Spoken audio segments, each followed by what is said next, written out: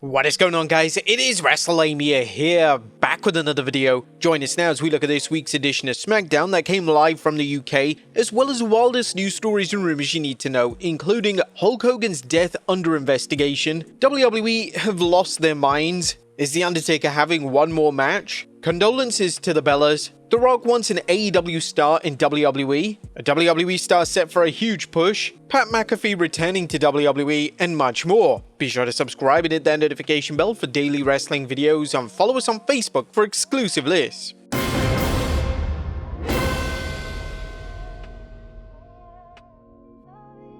As always, we won't recap the show, but just provide you with the good, the bad, and the downright ugly. As always, we start off with the good, as number 1, Becky's surprise appearance. A SmackDown Live from Ireland opened up with a surprise appearance from Becky Lynch. The reigning Women's Intercontinental Champion received a thunderous reaction from her home country, and hilariously, she proceeded to turn on her own country by informing them that she campaigned for the show to be cancelled. Lynch's promo would eventually be interrupted by Tiffany Stratton, Nia Jax, and Jade Cargill, before a tag match was made official for later in the show. This was an extremely fresh promo, and it was great to see a women's segment open up SmackDown and be given efficient time to connect with the live crowd. Number 2, the crowd itself. Now, the crowd from Dublin, Ireland was electric for the entire 2-hour broadcast. They were on fire and into virtually everything on the show. International crowds are always a treat, and the Irish fans definitely stake their claim for a future WWE Premium Live event. Number 3, we want Miz. The Miz received perhaps the largest ovation of his career on SmackDown. The Irish crowd adored Miz, and seeing the crowd boo Carmelo Hayes in favor of The Miz made for a very unique dynamic in Melodome Miz's tag match versus the Motor City Machine Guns, which they actually won. Number 4, the Wyatt Six. WWE is always about the background details, and we definitely got some on SmackDown, as during the promo segment between the MFTs and Jimmy and Sammy, you could definitely see somebody lurking in the back, and that person was Wyatt Six leader Uncle Howdy. There was also a very creepy instance of Nikki Cross being in the background during the promo exchange between Michin, Kiana James, and Julia. Like, seriously, is that not terrifying? And CENA shines. John Cena delivered an epic babyface promo in a segment with Logan Paul. Cena's promo work is still without a doubt his biggest strength, and Cena did a stellar job in selling the PLE match with Logan Paul. Cena would even name drop names he wanted to face during his final run, including Dominic Mysterio and Jacob Fatu, so hopefully there's still time left in Cena's schedule for him to fulfill those matches. The Cena and Logan rivalry itself definitely picked up steam, with Logan ambushing the former WWE Champion to close out the broadcast. It also definitely seems like we're getting John Cena versus Brock Lesnar, as Nick Aldis mentioned that he did talk to Brock Lesnar. John Cena definitely looked emotional in what is his final appearance in Dublin, Ireland. You could see that he was almost holding back the tears. But that was a good what about the bad is number 1, the women's mid-card. WWE has a big issue with the way they present their champions. Numerous champions seem to win the title, then just disappear from television. It occurred during Io Sky's world title reign, and now it's occurring during Julia's reign as Women's US Champion. Julia's wrestled just once on TV since winning the title, and on SmackDown this week, she was yet again relegated to a backstage segment. WWE's idea is probably that this makes the champions appear as special attractions, but it doesn't come across that way. The champions are coming across as background characters. And where's Cody? Another week without WWE Champion Cody Rhodes. WWE are acting like Rhodes isn't medically cleared, despite it being common knowledge that Rhodes is filming a movie. SmackDown needs a full-time WWE Champion, and it also appears that WWE are holding off on the Rhodes vs McIntyre match, and it's now looking likely to take place at WrestlePalooza next month. I was nothing downright ugly on this show. While SmackDown is without a doubt the inferior show compared to Raw, thankfully this week the Irish crowd carried the momentum of the show. It would have been great to see the reigning WWE Champion Cody Rhodes, but at least John Cena and Randy Orton were present, so the show at least featured a major star or two. What did you guys think of the blue brand this week? Let us know in the comments down below. Now let's move on to the news. Our first story looks at Hulk Hogan's death under investigation. Our top story today takes a look at a new report relating to the passing of Hulk Hogan, as it's now been alleged that medical malpractice could have led to Hogan's passing last month. In a report published by TMZ, it's been stated that an occupational therapist was present when Hogan stopped breathing, and this therapist directly told the responding officers that Hogan was a victim of medical malpractice. Hulk Hogan may have been a victim of medical malpractice that may have cost him his life. This according to sources connected to the death case. Law enforcement sources tells TMZ Sports the Clearwater PD police report regarding the 911 response to Hulk's home that day he died says an occupational therapist was present at the wrestling legend's Florida residence when he stopped breathing. According to the report, the therapist told responding officers Hulk was a victim of medical malpractice. The therapist says during a recent operation, it's unclear if it was the surgery to repair his heart or a neck procedure. The surgeon severed his phrenic nerve. And naturally, this report has been a hot topic across the world, and there have been subsequent updates since TMZ first published the report. The Clearwater Police Department said in a statement to TMZ that the investigation into Hogan's passing is still underway and they need to interview multiple witnesses. We've been in communication with family members, including his son Nick and daughter Brooke. The unique nature of this case has required us to interview multiple witnesses and seek medical records from a variety of providers, and our detectives continue to do that. All of this takes time. Hogan's widow, Sky Daly, confirmed to TMZ last night that Hogan's phrenic nerve was compromised during one of his recent surgeries, and an autopsy on Hogan has since been completed. Next up, WWE have lost their minds. Tickets are now on sale for WWE's WrestlePalooza PLE next month, and WWE have lost their minds when it comes to pricing for the event.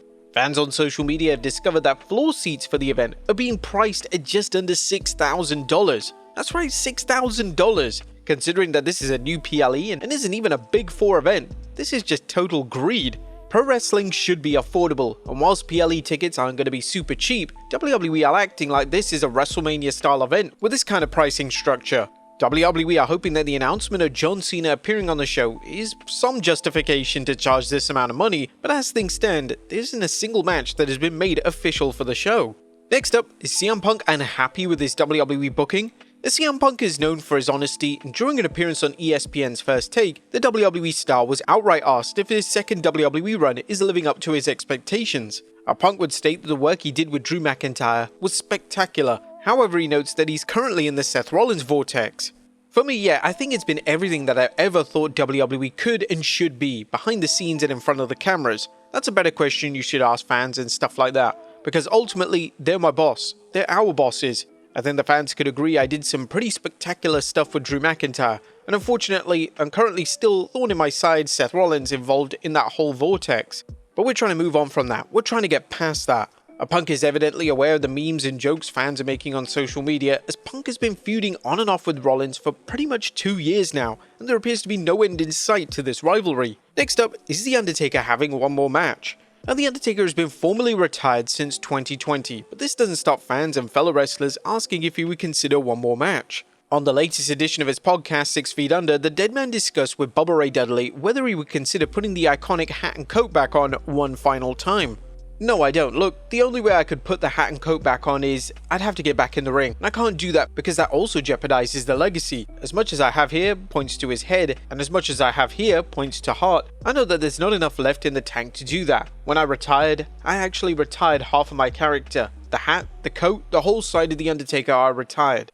I kind of retain the American badass kind of part of it, the one that actually can relate to people, and so that helps me, because I will not jeopardize that part of my legacy.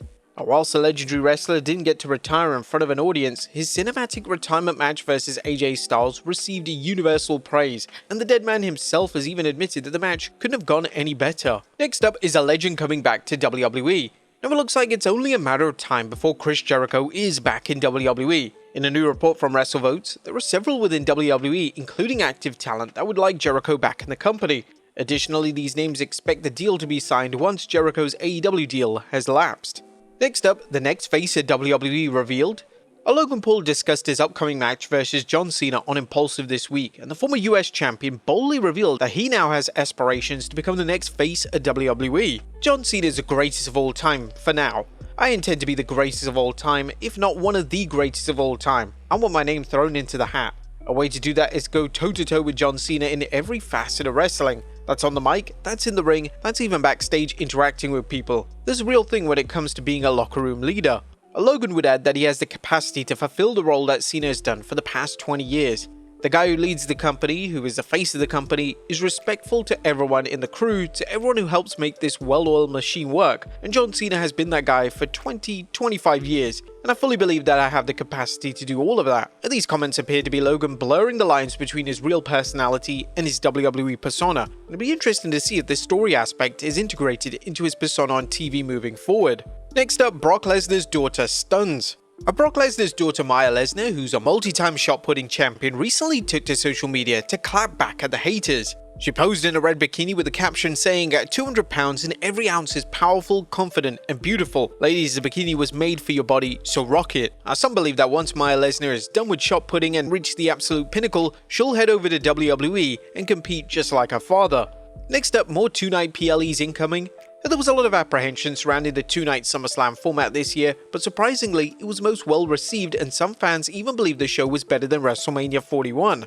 It really was. With that being said, Triple H was asked on ESPN SportsCenter whether more two-night PLEs are going to be introduced to WWE. The game had a rather noteworthy response saying, "I think time will tell. It's really for us about super serving our fans. Just like for ESPN, you guys thrive on super serving your fan base and the people that watch. So do we. It's what we want to do. So when we can turn these into bigger events, make them destination weekends for fans, that's what we'll do. It's all about our fans, our WWE Universe, and making them happy." Now in the past, Triple H has firmly put his foot down when it comes to more events being a two-night showcase. Infamously, he joked following a show that he wanted to slap a journalist for even suggesting the concept.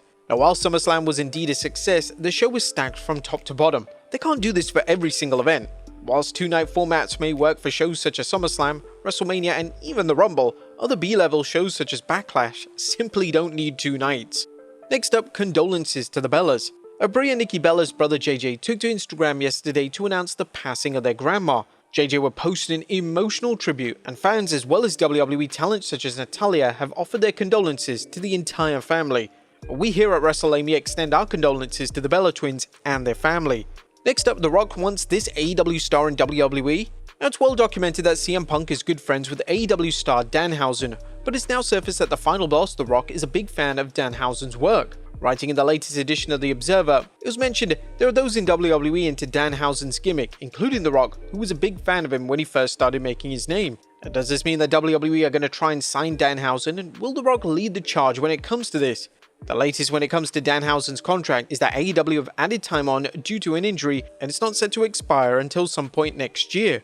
Next up, a WWE star set for a huge push. A report has surfaced from Body Slam indicating that WWE has big plans for Raw star Roxanne Perez. The report notes that she's being viewed as a major star for the company, and there are long-term creative plans that will commence in the immediate future. Perez has been a main roster standout since her call-up, and she's managed to fully connect with the main roster audience in a short space of time. And finally, Pat McAfee returning to WWE.